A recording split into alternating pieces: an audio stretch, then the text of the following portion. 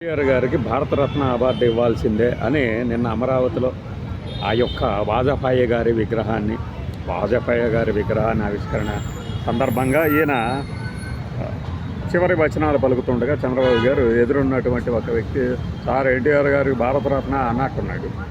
తప్పకుండా బ్రదర్ అంటుంటే వెనక పెమ్మసాని కూడా నవ్వుతున్నాడు ఏంటో.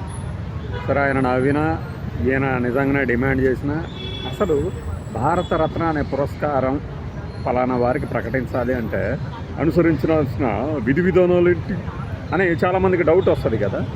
ఈ విధి విధానాలు కేంద్రానికి సంబంధించిన పరిధివే, రాష్ట్ర ప్రభుత్వాల నుంచి కూడా విజ్ఞప్తులు వస్తాయా సిఫార్సు చేయమని? ఇదంతా బయటికి ఇన్నాళ్ళు ఎవరికి తెలియనీయకుండా చేశారు. భారతరత్న అంటే ఈ దేశంలో పుట్టిన వాళ్ళలో రత్నాలు లాంటి మనుషులు, ఇంత గొప్ప వ్యక్తులు మనకి అరుదుగా ఉంటారు, కోట్లలో ఒకరు అన్నట్లుగా సాగేది. కానీ ఎన్నికల ఏడాదిని దృష్టిలో పెట్టుకుని బీజేపీ ఎడాపెడా ఆ చేత్తో ఈ చేత్తో ఎవరికి కావాలంటే వాళ్ళకి కావాల్సినట్లుగా మీకు ఈ రాష్ట్రంలో ఏ డిమాండ్ ఉంది, ఈ రాష్ట్రంలో ఏ డిమాండ్ ఉందని చూసేసి ఎన్నికలని దృష్టిలో పెట్టుకొని ప్రకటించేసేది.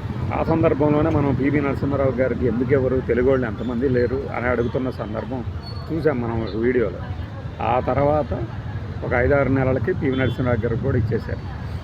అలా దశాబ్దాల డిమాండ్ నెరవేరింది. ఎందుకంటే ప్రపంచంలోనే భారతదేశం యొక్క స్థానాన్ని ఎవరూ కింద పడలేదు, మన పాలకులే వాళ్ళ విధానాలతో అస్తవ్యస్తం చేసినప్పుడు తానా విధానాలతో భారతదేశ ప్రతిష్టని ఇనుమడింపజేసి బంగారం తాకట్టు పెట్టి, అదో పెద్ద ఘోరంలాగా మాట్లాడారు అప్పట్లో, బంగారం తాకట్టు పెట్టి నిల్వలు పెంచుకొని దాని తర్వాత సరళీకృత విధానాలను అమలు చేస్తూ భారతదేశ ప్రతిష్టని, ఆర్థిక వ్యవస్థని పటిష్టపరిచిన వ్యక్తి పివి నరసింహారావు గారు, బాంటేక్ సింగ్ అహ్లూవాలియా, మన మన్మోహన్ సింగ్ గారు.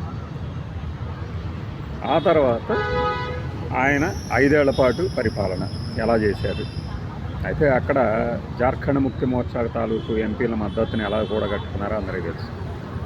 అలాంటి ఆయనకి 91లో ప్రధానిగా చేస్తే 2023-24కి ఆయనకు ఒక భారతరత్న పురస్కారం దక్కింది. ఎన్టీ రామారావు గారు చలనచిత్ర రంగంలో అత్యద్భుతమైన నటన ప్రదర్శించి తెలుగువారి మనసుల్లో, హృదయాలలో స్థానం సంపాదించుకున్న వ్యక్తి.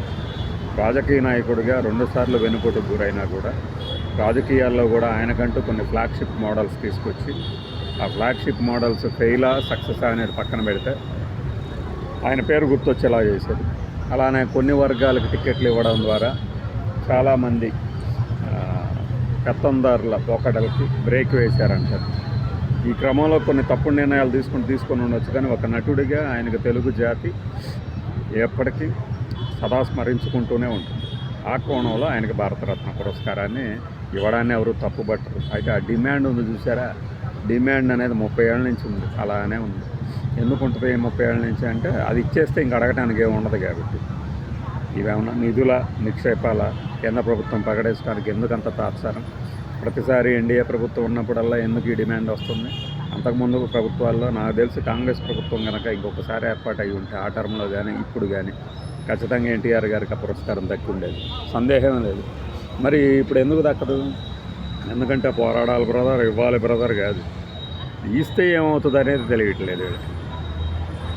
ఇస్తే నెక్స్ట్ డిమాండ్ ఏముండదు, గుడి కట్టాలి, కడతాం కట్టేసాం, అయిపోయింది. ఆ డిమాండ్ ఆగిపోవడంతోనే మన సీట్లు 300 దాటి ఏదో 400 దాకా వస్తాయి అనుకుంటే అవేమో 240 దగ్గర ఆగిపోయాయి. సో మన డిమాండ్లని, ఎజెండాలని, ఇష్యూలని చూపించి ఓట్లు కొల్లగొట్టుకునే రోజులు పోయాయి. సెంటిమెంట్గా కాస్త కూస్తూ తెలుగువారికి తెలుగుదేశం తరపున ఒక మిగిలిన డిమాండ్ ఇది.